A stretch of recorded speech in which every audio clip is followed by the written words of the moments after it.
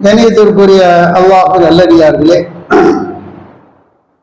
அல்லாஹுடைய இந்த மார்க்கத்துடைய சட்டத்திட்டங்களை அல்லாஹும் அல்லாஹுடைய தூதரவர்கள் காட்டி தந்த முறைப்படி அறிந்து கொள்வதோடு அதை நம்முடைய வாழ்க்கையிலே நடைமுறைப்படுத்தியவர்களாக எம்மையிலும் மறுமையிலும் வெற்றி பெறக்கூடிய இறை நேசர்களாக அல்லாஹு தாலா நாம் அனைவருக்கும் அருள் புரிவான். கண்ணியத்திற்குரிய அல்லாஹ்வின் நல்லடியார்களே, இஸ்லாமிய மார்க்கத்தை ஒருவர் முஸ்லீம் என்று தன்னை அறிமுகப்படுத்திக் கொள்வதற்கு அல்லாஹும் அல்லாஹ்வுடைய தூதர் அவர்கள் 5 விதமான கட்டளைகளை, நிபந்தனைகளை நமக்கு தருகின்றார். அதுல முதல்ல லா இலாஹா இல்லல்லாஹ், வணக்கத்துக்குரியவன் அல்லாஹ்வை ஏற்றுக்கொள்கின்றோம் என்று சொல்லக்கூடிய அந்த கலிமா. பாக்கி 4 விஷயத்தை ரசூலுல்லாஹ் சொல்லும் பொழுது 2வது தொழுகையும் கடமையான தொழுகையை சொன்னார்கள். 3வது ரமலானுடைய காலகட்டத்தில் கடமையான அந்த நோன்பு. 4வதாக ஏழைகளுக்கு கொடுக்கக்கூடிய ஜக்காத்து, 5 ஹஜ்ஜை ரசூலுல்லாஹ் சொன்னார். இந்த 4 கடமைகள்ல 3 வணக்க வழிபாடுகளுக்கு அல்லாஹும் அவனுடைய தூதரவர்கள் ஒரு விதிவிலக்கு தர்றாங்க. என்ன விதிவிலக்கு என்றால், ரமலானுடைய காலகட்டத்தில் கடுமையான நோன்பை வைக்கணும். ஆனா நோன்பை வைக்க முடியாத அளவிற்கு கடுமையான நோயிலே பாதிக்கப்பட்டால் அவர்களுக்கு நோன்பு கடமை இல்லை என்று அல்லாஹ் சுட்டி காட்டுகின்றதை பார்க்கிறோம். அடுத்ததாக ஜக்காத்தை பொறுத்த வரைக்கும் 100% முஸ்லிம்கள் எல்லாரும் தர முடியாது. கிட்டத்தட்ட ஒரு 80% வசதியானவர்கள் ஜக்காத்தை கொடுப்பவர்கள், பாக்கி இருக்கக்கூடிய 20% அவர்கள் வாங்கக்கூடியவர்களாக இருப்பார்கள். அல்லது 20% பணக்காரர்கள் ஜக்காத்தை கொடுக்கக்கூடியவர்களாக இருப்பார்கள். 80% ஏழை முஸ்லிம்கள் வாங்கக்கூடிய நிலையில் இருப்பார்கள். இப்ப ஜக்காத்தை வாங்கக்கூடிய நிலையில இருக்கின்ற காரணத்தினால அவர்களுக்கும் ஜக்காத் என்பது கடமை இல்லை என்பது பார்க்கிறோம். கடைசியாக ரசூலுல்லாஹ் சொன்னாங்க, யார் வசதி இருக்குகின்றதோ அவர்கள் ஹஜ்ஜ செய்யணும். வசதி இல்லைன்னா அல்லாஹ் அதை பற்றி கேள்வி கேட்க மாட்டான், அவர்களுக்கு கடமை இல்லை என்றும் அல்லாஹ்வுடைய தூதர் அவர்கள் சொன்னாங்க. இப்ப இந்த 4 கடமைகள்ல 3 கடமைகளுக்கு ஒரு விதிவிலக்கு அல்லாஹ் தர்றான். ஆனா தொழுகையை பொறுத்த வரைக்கும் அது ஏழையாக இருந்தாலும், பணக்காரனாக இருந்தாலும், வயதானவர்களாக இருந்தாலும், நோயாளிகளாக இருந்தாலும், படு சிரமத்தில் இருக்கக்கூடியவர்களாக இருந்தாலும், இந்த தொழுகைக்கு அல்லாஹ் எந்த ஒரு விதிவிலக்கையும் தரும். கண்டிப்பாக அந்த கடமையான தொழுகையை நீங்கள் நிறைவேற்றித்தான் ஆக வேண்டும். அதுக்கு என்ன காரணத்தை நம்ம உருவாக்கலாம் கூட, எல்லா காரணத்திற்கும் அல்லாஹ் எதிர்த்து ஒரு கேள்வியை வைத்துகின்றான். திருமறை குர்ஆனுடைய வசனத்துல நம்ம பார்க்கிறோம். எல்லா வணக்க வழிபாடுகளும் வகி அடிப்படையில் வரும். தொழுகை, நோன்பு வைங்க, இந்த நேரத்தில் இந்த நேரம் வரைக்கும் சாப்பிடுங்க, இந்த நேரத்தில் இந்த நேரம் வரைக்கும் சாப்பிடாதீங்க, ஜக்காத்து இத்தனை சதவீதம் கொடுங்க, ஹஜ்ஜை இப்படி செய்யுங்க. ஆனா தொழுகையை பொறுத்த வரைக்கும் அல்லாஹ் எப்படி வைக்கிறான்னா, ரசூலுல்லாஹ்வை நிக்க வச்சு தொழுக வைக்கணும். 5 நேரம் தொழுகை இருக்கா இல்லையா? ஒவ்வொரு வக்துக்கு ஜிப்ரீல் அலைஹிஸ்ஸலாம் வர்றாங்க, ஃபஜ்ருக்கு வர்றாங்க, 2 ரக்காத்து இப்படித்தான் தக்பீர் கட்டணும், தொழுகணும், குனியணும், நிமிரணும், என்னென்ன துவா கற்று தர்றாங்க. லுஹர் நேரத்தில் ஜிப்ரீல் அலைஹிஸ்ஸலாம் 4 ரக்காத்தை கற்றுக் கொடுக்குறாங்க. 5 நேரமும் ஜிப்ரீல் அலைஹிஸ்ஸலாம் வந்து ரசூலுல்லாஹ்வை நிக்க வைத்து தொழுகையை எப்படி தொழுகணும், என்ன சூரா, என்ன ஓதணும், எல்லாத்தையும் அல்லாஹ் ஒரு டெமோ மூலியமாக இந்த வணக்கத்தை மட்டும்தான் அல்லாஹ் கற்றுத்தரும். பாக்கி எல்லாம் வகையில வருது. அப்ப இந்த வணக்க வழிபாடு என்பது ரொம்ப ரொம்ப முக்கியத்துவமாக, அதை விடுவதற்கு எந்த காரணத்தையும் மூமின்கள், முஸ்லிம்கள் சொல்லக்கூடாது என்பதை அல்லாஹ்வும் அல்லாஹ்வுடைய தூதர் அவர்கள் நமக்கு சொல்லுகின்றது பார்க்கணும். குர்ஆன்ல கூட வசனம் இருக்கு, வமா ஹலகத்துல் ஜின்ன வல் இன்ஸ இல்லா லியஅபுதுன், மனிதர்களையும் ஜின்களையும் அல்லாஹ்வை வணங்குறதுக்கு தான் படைச்சான். அந்த வணக்கத்துல ரசூலுல்லாஹ் சொல்றாங்க, மறுமையில் கேட்கக்கூடிய முதல் கேள்வி தொழுகை. இந்த கடமையான தொழுகை மற்ற தொழுகையை பற்றியான கேள்விகள் கிடையாது. அது தொழுதீங்கன்னா நன்மை கூடுதல் அவ்வளவுதான். ஆனால் கடமையான தொழுகையை பற்றி மறுமையில் அல்லாஹ் கேள்வி கேட்பான் என்று அல்லாஹ்வுடைய தூதர் அவர்கள் சுட்டி காட்டுகின்றது. எவ்வளவு கடுமையா ரசூலுல்லாஹ் இந்த வார்த்தையை பயன்படுத்துறாங்கன்னா, மஸ்ஜிது நபவியில 2 நபி தோழர்கள் தொழுகாம உட்கார்ந்துட்டு இருக்கிறாங்க, பேசிட்டு இருக்கிறாங்க. அப்ப ரசூலுல்லாஹ் ஏன் தொழுகலன்னு கேட்கல, நீங்கள் முஸ்லிம் ஆகலையான்னு கேட்கிறாங்க. எவ்வளவு கடுமையான ஒரு வார்த்தையை பாரு. சொல்லிட்டு சொல்றாங்க, ஒரு முஸ்லீமுக்கும் ஒரு காஃபிருக்கும் உள்ள வித்தியாசம் தரக்கு ஸலாத், இந்த தொழுகை கடமையான தொழுகை என்று அல்லாஹ்வுடைய தூதர் அவர்கள் சொல்லி காண்கிறாங்கன்னா, அப்ப இந்த கடமையான 5 நேர தொழுகையினுடைய நிலைப்பாடுகள், அதனுடைய செயல்பாடு இன்னைக்கு நம்மள்ட்ட எப்படி இருக்கு?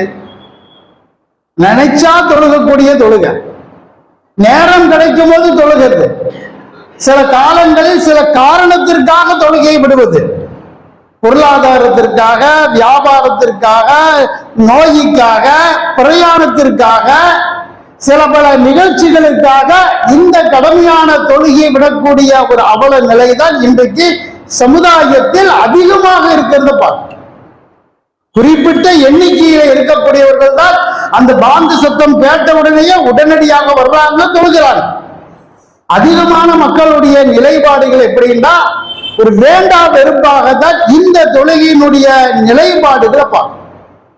சில பேர் வருஷத்துக்கு 2, சில பேர் வாரத்துக்கு ஒரு ஜும்மா, சில பேர் நினைத்தால் தொழுகை என்ற அடிப்படையில்.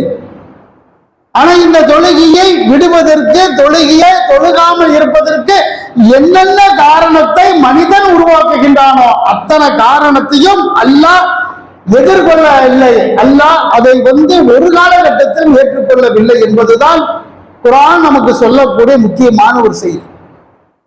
ரொம்ப வலியுறுத்தி முக்கியத்துவம் தர்றான் அந்த தொழுகை. எந்த அளவுக்குன்னா, ஒருவன் தொழுக வேண்டும் என்றால் அதற்கு முதல் அடிப்படை கிப்லாவை பார்த்துதான் தொழுகணும். நம்ம இஷ்டப்பிரகாரம் எல்லா திசையிலும் தொழுக முடியாது. திருமறை குர்ஆனிலும் அல்லாஹ் தஆலா உங்களுடைய முகத்தை, கிப்லாவை முகத்தை நீங்கள் பார்த்து நீங்கள் தொழுகுங்கள், பல இடத்துல அல்லாஹ் சொல்லி காமிக்கின்றான். மனிதன் என்ற அடிப்படையில ஒரு சில அச்சமான ஒரு இக்கட்டான ஒரு சூழ்நிலையில் கிப்லா தெரியல, எது கிப்லா என்ற ஒரு சந்தேகம் ஏற்பட்டு விட்டன. அந்த மாதிரி நேரத்தில் நாம் என்ன முடிவெடுக்கிறது? நாளைக்கு சூரியன் உதிச்ச பிறகு எது கிப்லா, எந்த பக்கத்தில் மறையுது என்று பார்த்த பிறகு இன்றைக்கு இருக்கக்கூடிய தொழுகையை தொழுது கொள்ளலாம். இப்படி ஒரு முடிவெடுப்பதற்கு அல்லாஹ் அனுமதி கொடுத்தானான்னு கேட்டா கொடுக்கல. என்ன குர்ஆன்ல சொல்லி காமிக்கிறான்னா, ஒரு சிரமமான இக்கட்டான ஒரு சூழ்நிலையில் உங்களுக்கு கிப்லா தெரியவில்லை, அந்த மாதிரி ஒரு சூழ்நிலை வரும்போது லா யுகல்லிஃபுல்லாஹு நஃப்ஸன் இல்லா உஸ்ஸஹா, எந்த ஒரு ஆத்மாவையும் அதனுடைய சக்திக்கு மேல நம்ம சோதிக்க மாட்டோம். ஏதோ ஒரு திசையில் அல்லாஹ் அக்பர் அல்லாஹ் மேல பாரத்தை போட்டு நீ தக்பீர் கட்டி தொழுகு, அல்லாஹ் குற்றம் பிடிக்க மாட்டான்.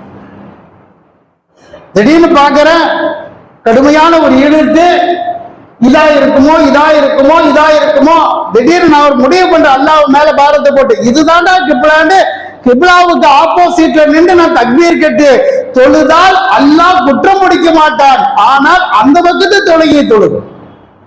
காரணத்தை காட்டி தொழுகையை விடுவதற்கு நாம் அனுமதி தரல என்று திருமறை குர்ஆனுடைய வசனத்தில் அல்லாஹ் சுட்டி காட்டுகின்றதை பார்க்கும். அடுத்தது மனுஷன் என்ன காரணத்தை உருவாக்குவான்? நஜீசா இருக்குது, குளிச்ச பிறகுதான் தொழுக முடியும், குளிப்பு கடமையாயிருச்சு, அதனால நான் எப்ப எனக்கு தண்ணி கிடைக்குதோ அந்த நேரத்தில் நான் குளிச்சுட்டு பிறகு ஃப்ரெஷ்ஷான பிறகு தொழுது கொள்ளலாம் என்று சில தொழுகையை நம்ம விடுறோமே, அதுக்கு அல்லாஹ் ஏத்துக்கிறானான்னு பார்த்தானா அதுக்கு கூட அல்லாஹ் ஏத்துக்க மாட்டேங்கிறான். என்ன குர்ஆனுடைய வசனம்? உங்களுக்கு குளிப்பு கடமையாக்கி விட்டால் பள்ளிக்கு வராதீங்க, இது குர்ஆனுடைய வசனம் தான். ஆனால் வக்து வந்துருச்சு, அந்த நேரத்தில் உங்களுக்கு குளிப்பதற்கு தண்ணீர் கிடைக்கல, தண்ணீரை கை விட்டுட்டா ஒரு பெரிய நோய் உங்களை பாதிச்சிடும். கடுமையான டிசம்பர் மாசம் குளிரு, நீங்களாம் ஒரு பாதிக்கப்பட்ட நோயாளியா இருக்கீங்க, தண்ணி ஊத்த முடியாது. அந்த மாதிரியான ஒரு சூழ்நிலையில் நீங்கள் தயவம் செஞ்சாவது தொழுகுங்க. தண்ணியை ஊத்த முடியலையா, அசிங்கமான இடத்தை கழுவுவதற்கு முடியும். அந்த இடம் அசிங்கம் தானே. ஒரு மனைவியோட இல்லறத்தில் ஈடுபட்டுட்டா அது ஹலால் தான், மறுக்கல. அந்த நேரத்தில் ஒரு அசிங்கமான அது அருவருக்கத்தக்க நமக்கே ஒரு மாறி இருக்கும். எப்படா இது, இந்த ஒரு நஜீஸ் எப்படி தொழுகிறது? அல்லாஹ் உங்களுடைய உள்ளத்தை பார்க்கின்றான். தயமம் செஞ்சு நீங்கள் தொழுகுங்கள். சுத்தமான மண்ணில தயமம் செய்யுங்க. சிலர் பாய் தயமம் செய்வதற்கான மண்ணு கூட எனக்கு கிடைக்கல, சுத்தியும் பார்க்க எல்லாம் பாறையா இருக்குது, எல்லாம் டைல்ஸா போட்டிருக்காங்க, மண்ணே கிடைக்கல. இப்ப நான் என்ன செய்யறது? ரசூல் ஸல்லல்லாஹு அலைஹி வஸல்லம் அவர்கள் சொன்னார்கள், செவுரு இருக்குல்ல, செவுரு நீ எப்படி மண்ணில் அடிச்சு தயமம் செஞ்சியோ அதுபோல செவுத்துல அடிச்சு தயமம் செஞ்சு தொழுதாகணும். காரணத்தை சொல்லாது. நீ அல்லாஹ்வை ஏமாத்த பார்க்காத. நீ விட்டுட்டு நான் பின்ன தொழுதுக்கிறேன் அந்த காரணத்தை அல்லாஹ் ஏத்துக்கல. செவரே இல்ல. இந்த வசனம் தான், லா யுகல்லிஃபுல்லாஹு இல்லா வஸல். அல்லாஹ் எந்த ஆத்மாவையும் அதனுடைய சக்திக்கு மேல சோதிக்க மாட்டான். அல்லாஹ் மேல பாரத்தை போட்டுட்டு நீ கடமையா இருக்குதா, குளிப்பு கடமையாக இருந்தாலும் இல்லறத்தில் ஈடுபட்ட குளிக்காட்டியும் வக்து தொழுகை தொழுகு. அதுக்கப்புறம் உனக்கு தண்ணி சுடு தண்ணி எல்லாம் கிடைச்ச பிறகு ஃப்ரெஷ்ஷா நீ தொழுகு. இருக்கா இல்லையா குரான்?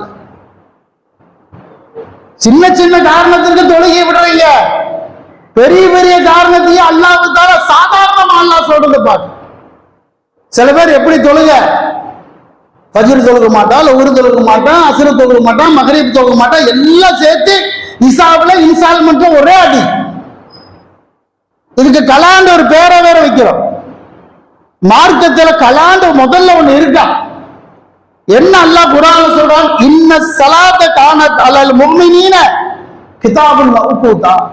முஃமின்களே குறித்த நேரத்துல நீ தொழுகும். லொஹர் நேரத்துல, அசர் நேரத்துல, மகரிப் நேரத்துல தான் தொழுகணுமே தவிர இந்த தொழுகை அதுல சேர்த்தது, அந்த தொழுகை இதுல சேர்த்தது, இந்த விளையாட்டு நமக்கு தேவையில்லை. குறித்த நேரத்தில் தொழுகுவது முஃமின்களுக்கு கடமை. என்ன சலுகை ரசூலுல்லாஹ் சொன்னாங்க? மறதி ஒண்ணு, தூக்கம், இது ரெண்டும் நம்ம கையில கிடையாது. பேசிட்டே இருக்கிற, தூங்கிட்டு எந்திரிச்சு பாக்குற, லொஹர் தொழுகல, மகரிபுடைய நேரம் வந்துச்சு உடனடியாக லொஹர் அசர் மகரிப் தொழுகு. பேசிட்டே இருந்தா மறந்துட்டோம், எப்ப ஞாபகம் வரல உடனடியாக தொழுகு. பெண்களுக்கு மாதவிடாய் மூணாவது ஒரு காரணம். இதை தவிர வேறு எந்த காரணமும் இல்லை. வேண்டுமென்றே வக்துடைய நேரம் இருக்குது, வக்து வந்துருச்சு, தொழுகணும், நான் வேண்டும் என்று அதை நான் விட்டுவிட்டால் அல்லாஹ் குர்ஆனிலே சொல்வது என்ன? அவர்கள் அல்லாஹ்விடத்தில் அதற்கு பாவ மன்னிப்பு தான் கேட்க. தெரியாம செஞ்ச அல்லாஹ் ஏத்துக்கிறான். நீ தெரிஞ்சுட்டே நீ செஞ்சேன்னா அல்லாஹ்விடத்தில் இஸ்திக்ஃபார், பாவ மன்னிப்பு தேடுங்கள் என்று இருக்கா இல்லையா? அப்ப இந்த எந்த காரணத்தையும் அல்லாஹ் ஏத்துக்கல. சில பேர் இன்னொரு காரணம், வெளியூருக்கு போற, வியாபாரத்துக்கு போற, ஒரு மவுத்துக்கு போற, பஸ் கிடைக்கல, உட்கார முடியல, கடுமையான கூட்டம், மழை, வெயில், அதனால நான் விட்டுட்டேன். அதை கூட அல்லாஹ் ஏத்துக்கிறான். நீ வெளியூருக்கு போய் இந்த காரணத்தை எல்லாம் சொல்லி தொழுகை விடுவேன்னு ரப்புக்கு தெரிஞ்ச காரணத்தினால்தான் லொஹருடைய நேரத்தில் அசர தொழுகு, அசருடைய நேரத்தில் லொஹரு தொழு, மகரிபுடைய நேரத்தில் இசாப தொழுகு, இசாவுடைய நேரத்தில் மகரிப தொழுகு. 4 தொழுக முடியலையா? வேண்டாம், 2 ரக்காத் தொழுகு போதும். 25 கிலோமீட்டர் தாண்டிட்டியா, 2 ரக்காத் நீ தொழுகு. பாய் தொழுகிறதுக்கு பள்ளி கிடைக்கல, பஸ்ல போயிட்டு இருக்க, பஸ்லயே உட்கார்ந்து தொழுகு, ட்ரெயின்ல உட்கார்ந்து தொழுகு. ஏன் ரசூலுல்லாஹ் ஒட்டகத்துல உட்கார்ந்து தொழுகலையா? ரசூலுல்லாஹ் ஒட்டகத்துல உட்கார்ந்து அல்லாஹ் அக்பர் தக்பீர் கட்டுறாங்க. ஒட்டகனை கிப்லா பார்த்தே போகுமா? அது பாட்டுக்கு எங்கெங்கயோ போகுது. அப்ப அல்லாஹ் நீங்கள் பிரயாணத்தில் பஸ்ல உட்கார்ந்து தொழுகு. ஆனா கண்டிப்பாக தொழுகணும். அல்லாஹ் திருமறை குர்ஆன்ல சொல்லி காண்கிறானா இல்லையா? தொழுகையை விடுவதற்கு சின்ன காரணம் இல்ல, மிகப்பெரிய காரணத்தை கூட அல்லாஹ் ஏத்துக்கிறதாக குர்ஆன்ல இல்லை. காரணத்திலே உச்சகட்ட காரணம் என்ன? ஒரு மனிதனுடைய உயிர் போகக்கூடிய வாழ்வா சாவாங்கிற பிரச்சனை. இதுதான் ரொம்ப நெருக்கடி. மற்ற வியாபாரம், கொடுக்கல் வாங்கல், நடக்க முடியல, உட்கார முடியல, இது எல்லாம் ஒரு சாதாரண காரணம். சாபம் அல்லது பொழைப்பா, இதுதான் நிலைமை.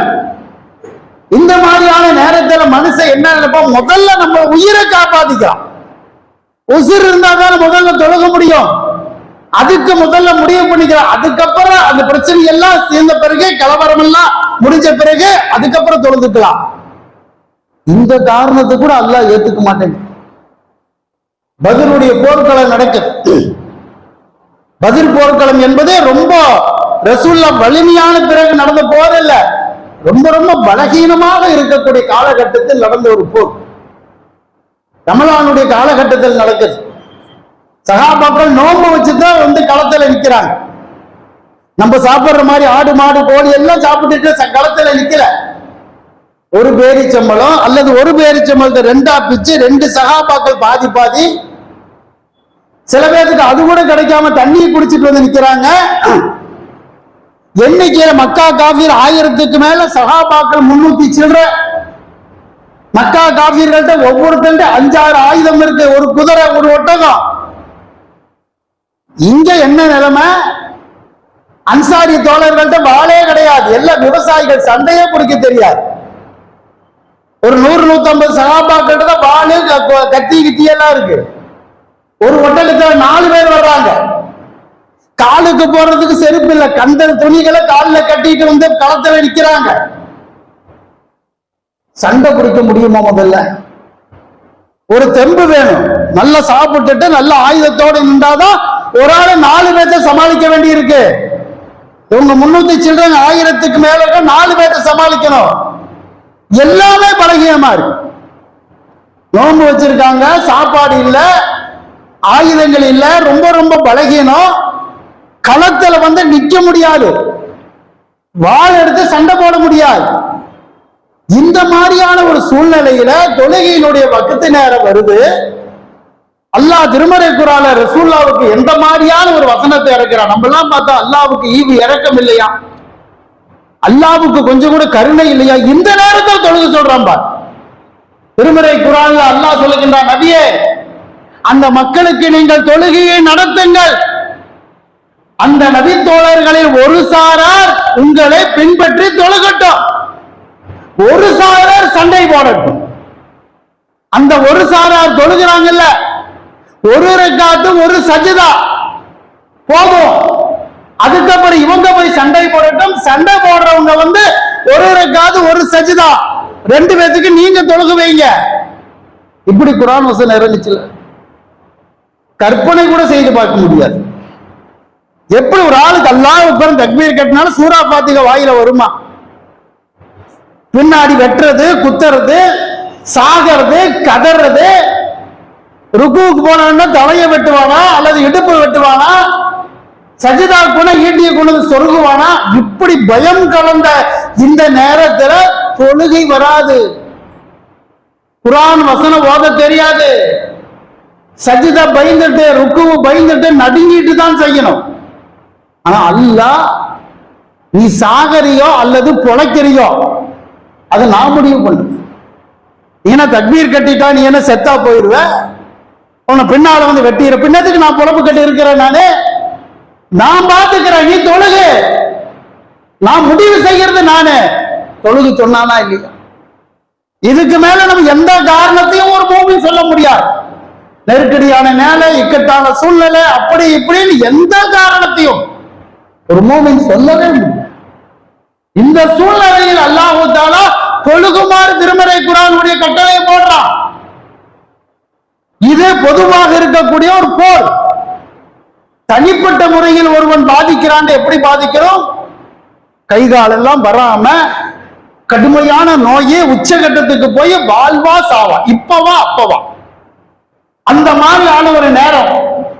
இந்த நேரத்தில் எல்லா மனிதர்களும் என்ன நினைப்பாங்கன்னா, முதல்ல நம்ம பொழைக்கிறதுக்கு என்ன வழி?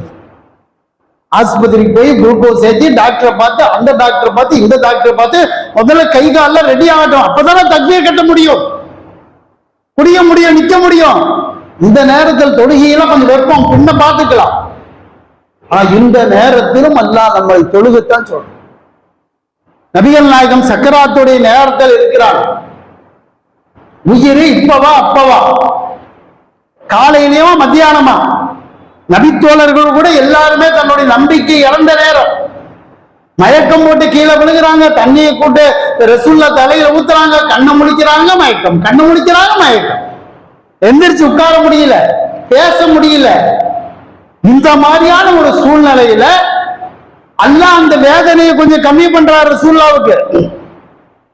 கண்ணை முடிச்சு பார்த்து போட்டு ரசூல்லா கேட்ட முதல் கேள்வி என்னன்னு ஆயிஷா நாயகி சொல்றாங்க, ஆயிஷாவே மக்கள் தொழுது விட்டார்கள்.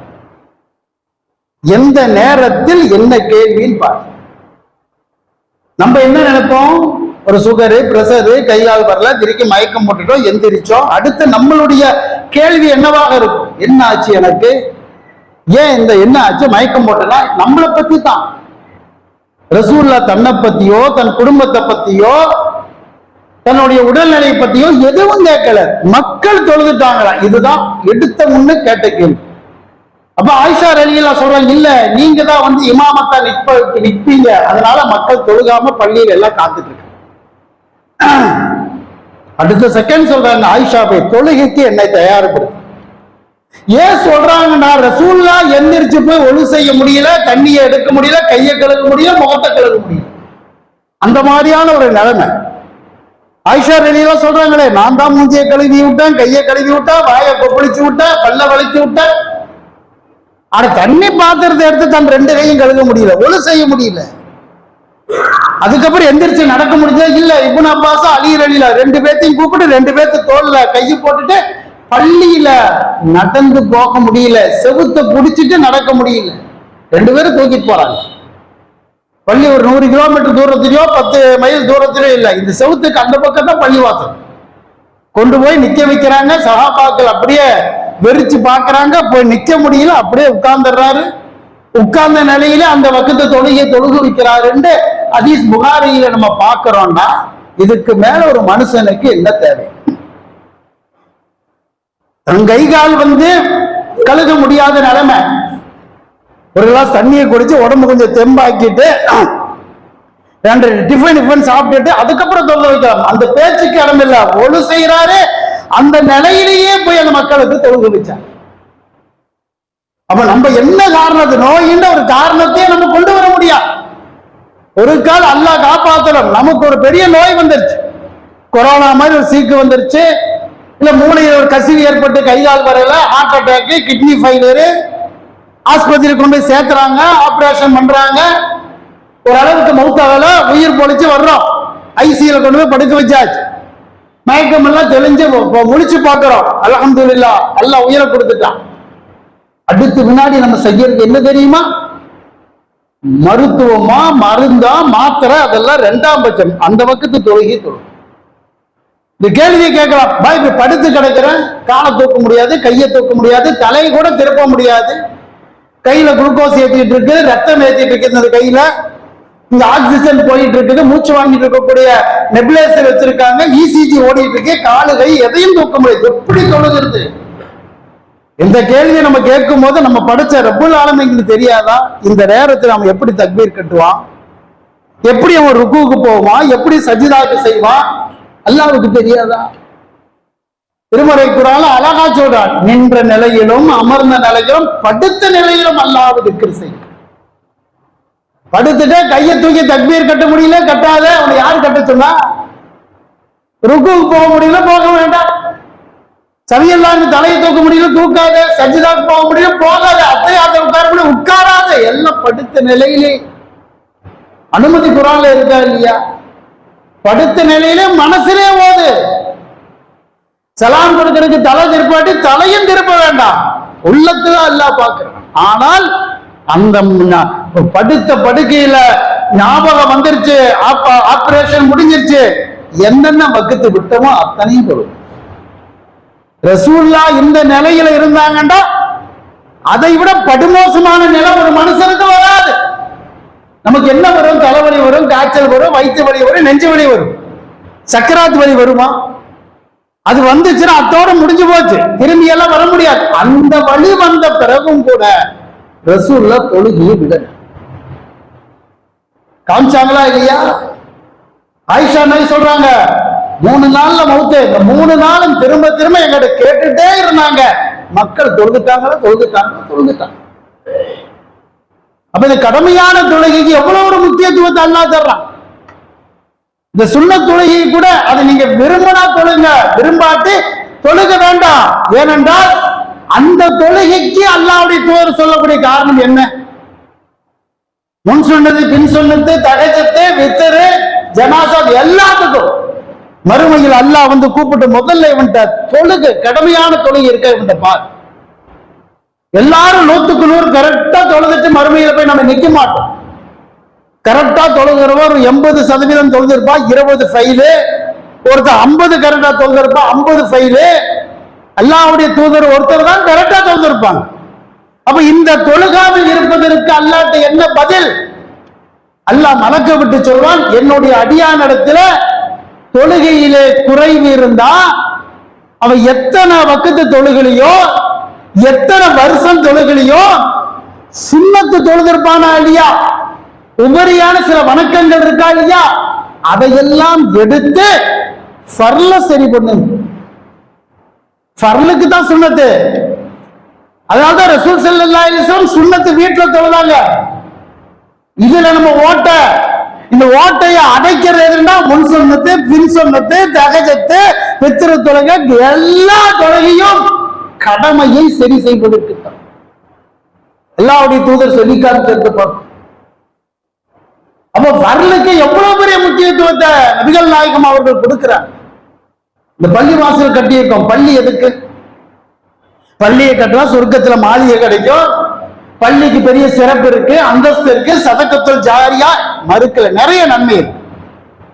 பள்ளிவாசல் என்பது எதுக்கு? குர்ஆன் ஓதுறதுக்கா? இல்ல. பள்ளி என்பது 5 நேர தொழுகைக்கு தான் பள்ளி, கடமையான தொழுகைக்கு தான் பள்ளி. சுன்னத் தொழுகையில வீட்டுல போய் தொழுகின்றாங்க ரசூலுல்லாஹ். உங்கள் வீடுகளை கபர்ஸ்தான ஆக்கிக்காதே, அங்க போய் தொழுகை. பாங்கு சொல்லப்பட்ட உடனே பள்ளி வாசலுக்கு வா. இது அல்லாஹ்வுடைய வீடு, கடமையான தொழுகைக்கு தான் பள்ளி வாசல். இந்த கடமையான தொழுகை இருக்கா இல்லையா, இதுக்கு தான் 27 மடங்கு நன்மை. சுன்னத்துக்கு கிடையாது, எந்த தொழுகைக்கும் கிடையாது. யார் ஒழுவை செய்து வீட்டிலிருந்து நடந்து வந்து இந்த பள்ளியிலே இந்த கடமையான தொழுகையை தொழுகின்றார்களோ 27 மடங்கு நன்மை இதுக்கு தான். பாங்கு சொல்றோம் இல்ல, பாங்கு எதுக்கு? பாங்கு முழுக்க முழுக்க 5 நேர தொழுகைக்கு தான் பாங்கு.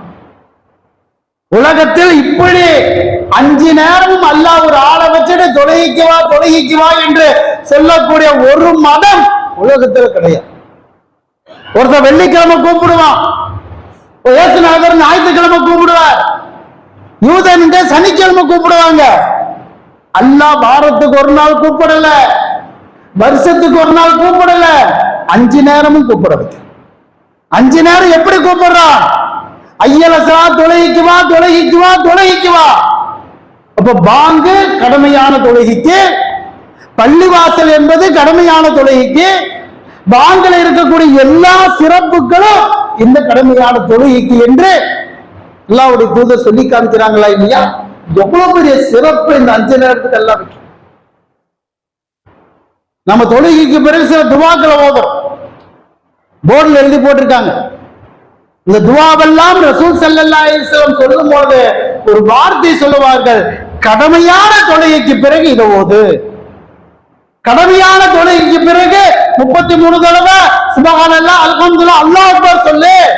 இதுக்கு இவ்வளவு நன்மை அல்லாஹ் தர்றான், இருக்கா இல்லையா?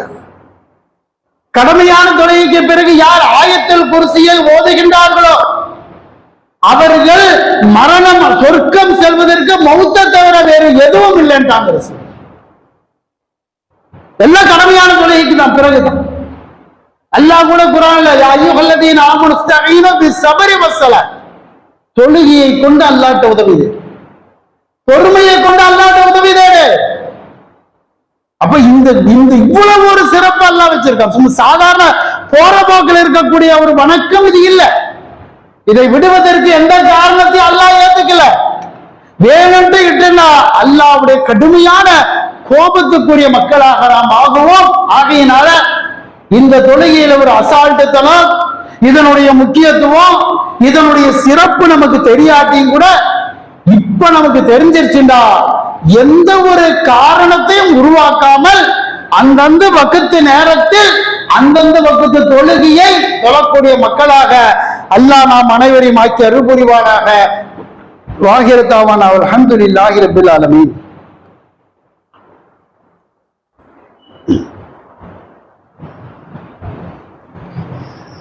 அல்ஹம்துலில்லாஹி ரப்பில் ஆலமீன்.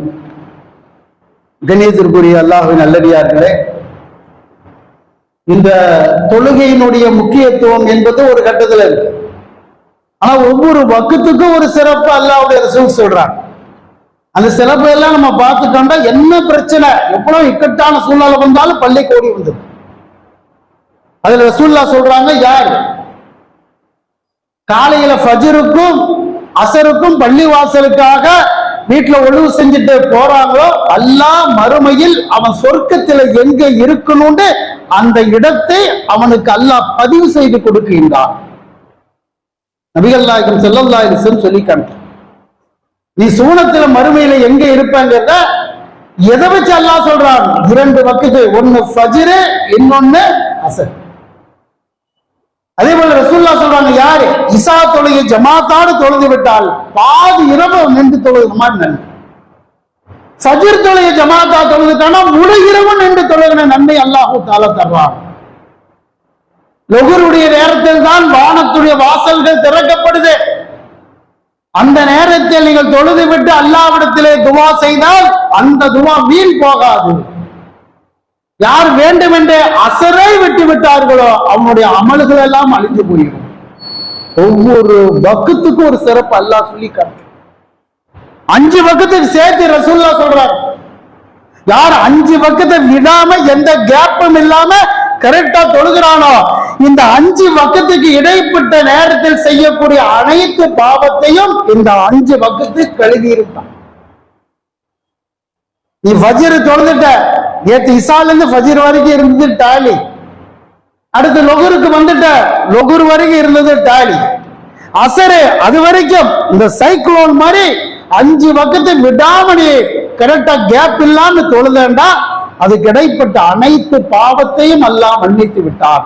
நபிகள் நாயகம் அவர்கள் சொல்லி காண்கிறார். யார் ஒருவர் சரளான தொழுகைக்காக பள்ளியில எதிர்பார்த்து உட்கார்ந்துட்டு இருக்கிறான், 1 மணிக்கு லொகுரு 12:45 வந்தாச்சு, லொகுரு ஒழு செஞ்சாச்சு, சுன்னத் தொழுது போட்டு உட்கார்ந்து பார்த்துட்டு இருக்கிறான், எப்படா லொகுரு வரும் லொகுரு வரும். மணி 12:45 ஆச்சு, 1:50 ஆச்சு, 55 ஆச்சு. பள்ளியில ஒரு துவா ஓதல, ஒரு குரான் ஓதல, ஒரு தஸ்பீ சொல்லல, ஒரு திக்ர் செய்யல, எதுவும் செய்யல, சும்மா ஃபேனுக்கு அடியில உட்கார்ந்துட்டு இருக்கான். தொழுகையை எதிர்பார்த்து இதுக்கு ஏதாவது நன்மை அல்லாஹ் தருவானா?